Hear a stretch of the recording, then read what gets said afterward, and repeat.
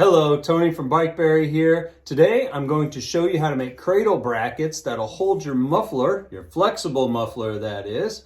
Now this is the muffler that I started out in on my first bike. We'll get into that more in the video, but I'm going to show you how to make those brackets so it's safe and secure. Let's roll.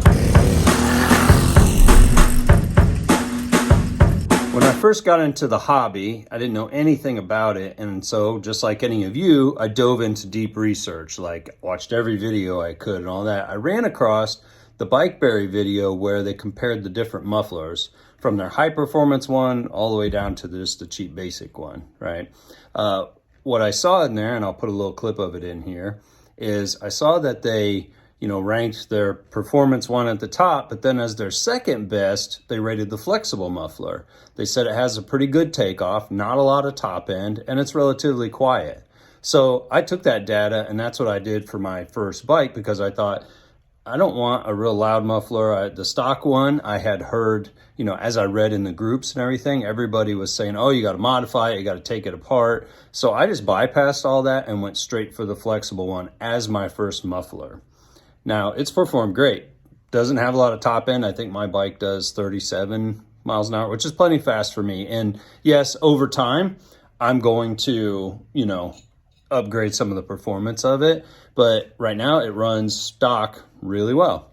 And it does exactly what I want. Doesn't have crazy amount of pickup or all that, but it always starts, it always runs, it idles really well, it accelerates really well, and all that. So I just kind of left it alone and enjoyed it as it is.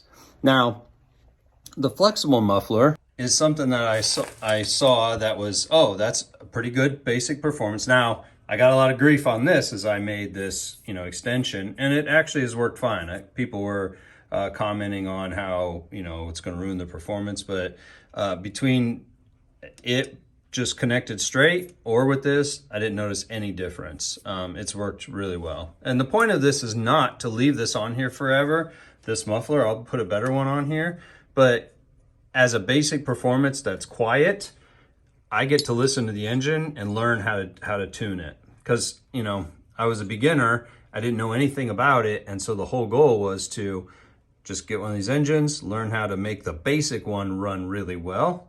Then we'll start doing upgrades, okay? But this is the part I want to teach you today. See how I made these brackets? Now, I've ridden this hundreds of miles, and it's all stayed the same. Nothing's getting worn really weird or anything like that. I made this bracket out of flat stock. It's 1/8 inch. It's 1/8 inch steel by 3/4. Okay, you can see how I bent it around into the shape. I put a little bit of rubber in there, and I put a bolt to tighten it. Okay, and then what I did for maintenance reasons is I put a stainless steel zip tie on here. Okay, then down here, and I think the one that I got in to do on the Swiss Cruise over there doesn't have this tab, but just so you can see what I did, I used a copper strap from plumbing, a plumbing strap on here. I had tried the zip ties on it, but they ended up breaking off. This has held up really well. There's almost no wear from it. It moves as it bounces, and it's been really secure. So I haven't had any trouble. Before that, I had lots of trouble. But anyway, the main point is I want to show you how to make these cradle brackets, because they've been super effective at keeping this flexible muffler tied to the bike properly. Haven't had any troubles. Let's look at the pathway of the Swiss Cruise that we've been working on. We're finally getting this thing built out. Video by video, I keep knocking it out. What we'll do is we have a really nice exhaust gasket on here, real thick guy. We'll connect this guy to it. Okay, and we will connect that. It's gonna run down here, okay? It's gonna kind of go underneath the pedals, and I'm gonna use the bolt that's on the kickstand, just like I did on the black bike, to add that bracket in. Then we're gonna go over here and we're gonna utilize, this is why I like this curved chain tensioner, is that I can use it as something to bolt to. And then we'll let the rest carry off. So that's 2 mounting points that I can mount my muffler to.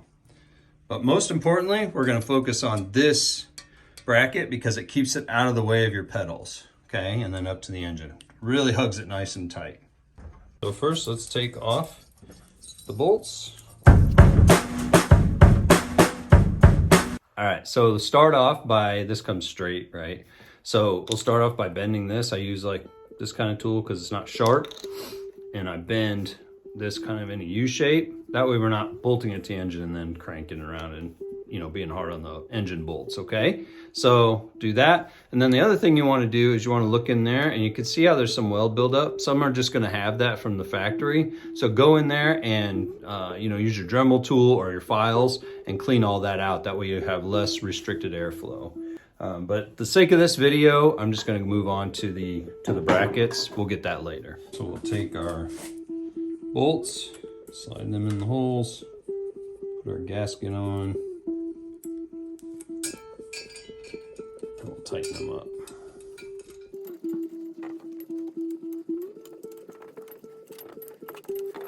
One thing you'll want to get is a set of these ball and Allen keys.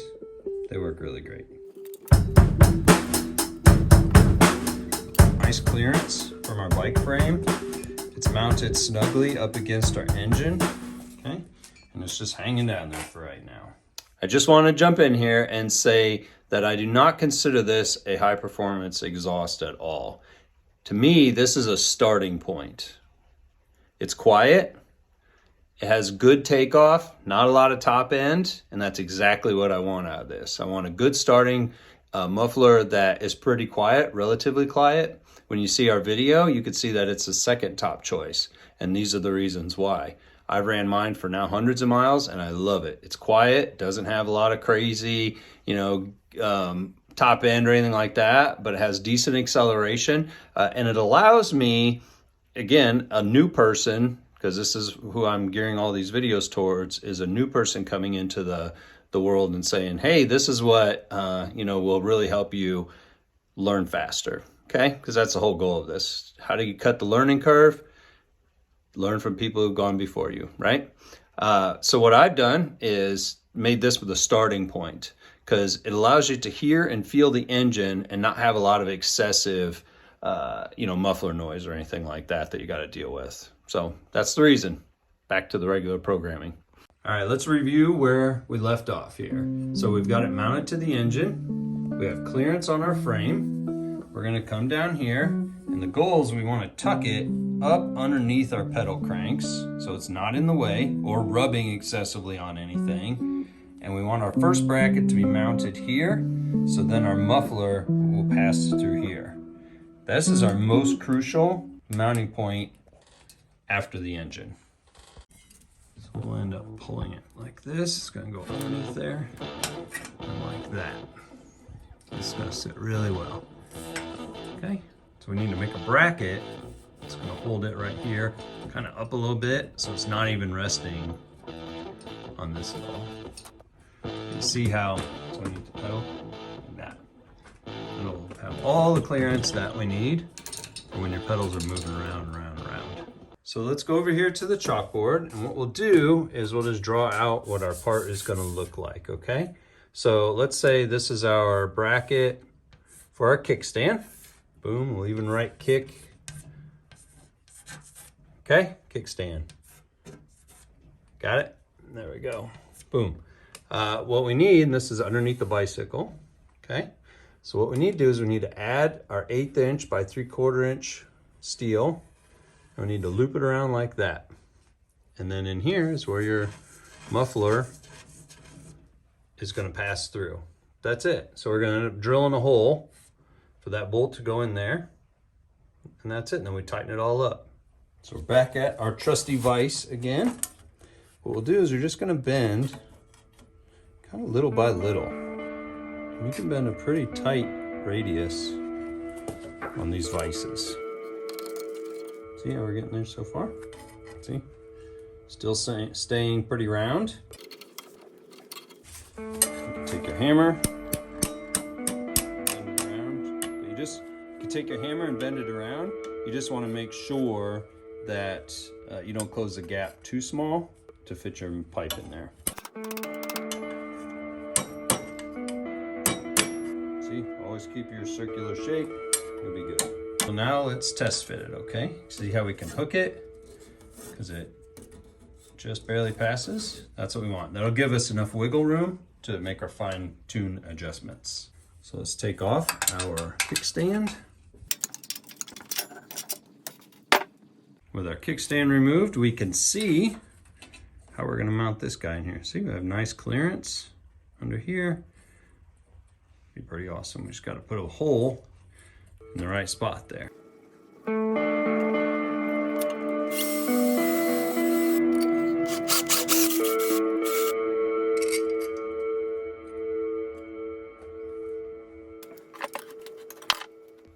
As you can see, we got our kickstand bracket here, and then we got our new cradle bracket here. It's gonna go on there just like that. It's gonna hold it nice. We just gotta get it all tucked up in there all tight and make it really nice. Let's go. So what we'll do is we'll put it on our flexible exhaust pipe like this, and we'll start to form it around.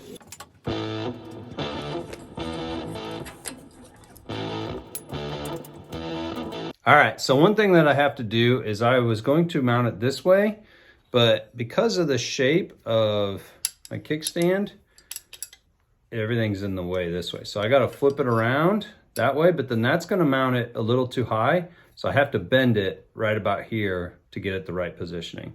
No big deal, just different.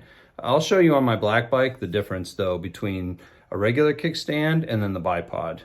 It's out of the way because it's so much lower, the bracket is. See, I was able to come out and then have it the fold underneath, okay? So anyway, that's just the difference so you can see. If you're at the bipod, you'll be good going down, but the way on the switch screws, I'll have to go up. All right, so you can see that this lines up really well. I can bend this down more if I want. We're good to go.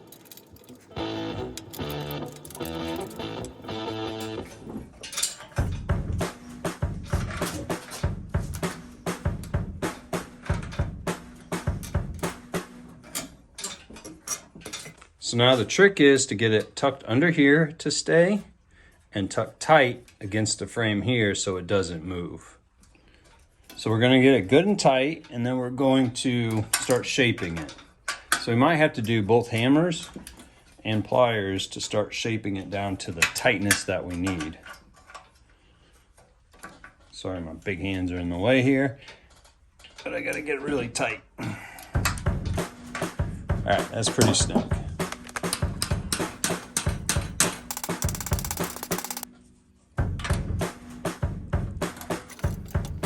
These really work the best to shape it because you can grab it by adjusting the pliers, pulling it to meet the shape of how this is going to flow.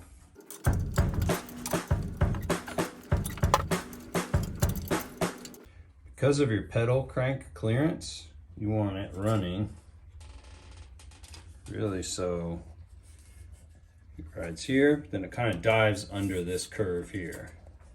So that's our goal.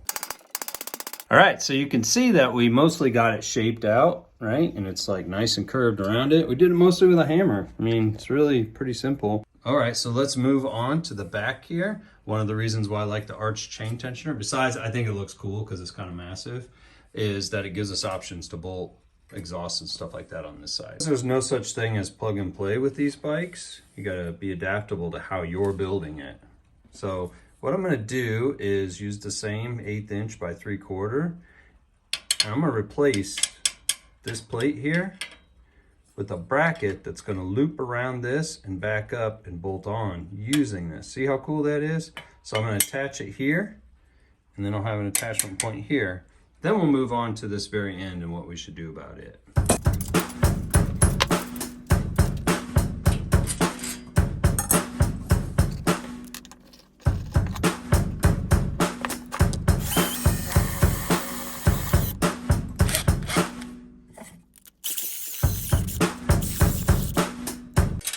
So I'm just gonna bolt it right on there right now.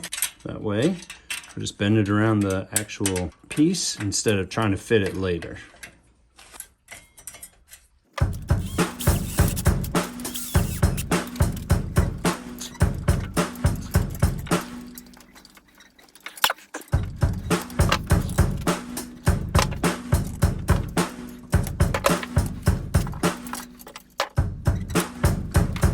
Okay, so just like this bracket right here, all I did was hammer out this one and use the pliers to finish it off. So as you can see, it falls down. It's super solid, like it's not gonna go anywhere, okay? It's with the angle of how the tube is laying, right? This wraps this whole thing. I was going to wrap it around and make it bolt, but I'm not worried about it. It's totally fine, it's not going anywhere. It bolts onto there, everything's tight.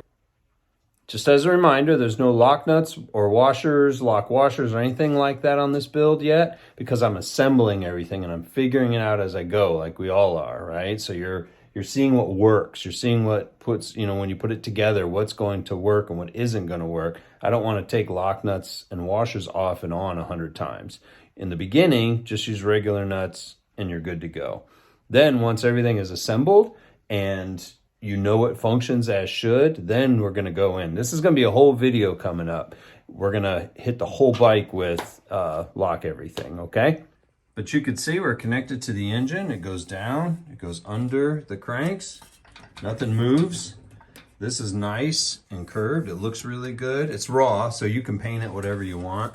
That's up to you, what you wanna do. Then we go back here, and all I did was wrap this one around. So it's this bracket. You can wrap it around, bend it up, and make it bolt onto there. But to be honest with you, I won't, because if I have a problem with it, I'll just pry it open and then just maintenance it that way and then bend it back. It's not gonna go anywhere. I probably will cut these bolts in the future once we get to that point.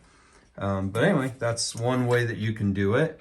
And then all I did here was I had a piece of, let's go over here, a piece of flat stock that I had painted it, and then I drill holes in the ends. And so all I did was wrap it around here and then bolt it into there. So as you can see, everything has a little bit of movement to it, but not much. It's pretty rigid and it's gonna stay on there. Like, I'm not gonna worry about this at all. I feel very confident about it. So that's some of the ways that you can attach this. It looks super cool, because it actually goes with the frame and it's not gonna move. I made this, so I bent it around really shapely and then it's bolted all the way through. It hasn't moved at all. And then I made a maintenanceable stainless steel zip tie. Again, I haven't had any problems with it. So you can do the same thing there. This one's pretty much like on the Switz, where it just curves around and holds it. It's bolted to the bipod there, the kickstand. Yeah. So thank you for watching this episode. I hope I made you think a little bit on how to make your own brackets and then the variety of ways that you can do it. There's no rules here. There's just structural integrity is the thing that you're going for.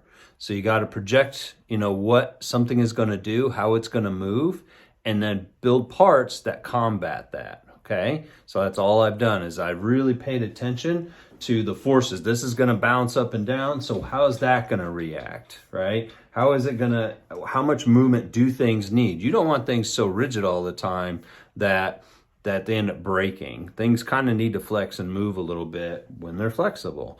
But I hope I made you think. Cradle brackets are amazing. You can use them in a lot of ways for a lot of different parts on your build, and they're maintenanceable. That's the cool part about it. You can reshape them, you can paint them whatever color you want or however you want to. You could powder coat them, all that stuff. So the few that I've made, I hope I've given you some really good ideas on how to make your own. So please join the Facebook group and show us, you know, how you've solved your muffler issues or anything like that of trying to mount these things. So we're going to do a future video on how to mount a lot of the other type of mufflers too. And then when we get into the high performance, I'll show all that stuff too, because there's a lot of that journey that I'm excited to jump into also. So thank you so much for watching. I hope it gave you some ideas on how to fabricate your own cradle brackets that you'll be able to use in just a bunch of applications. So please like, subscribe, and check out our website for all the parts that I've been using on here. These today is just stock flat steel, so you can get that at your local hardware store. And thank you. Let's roll.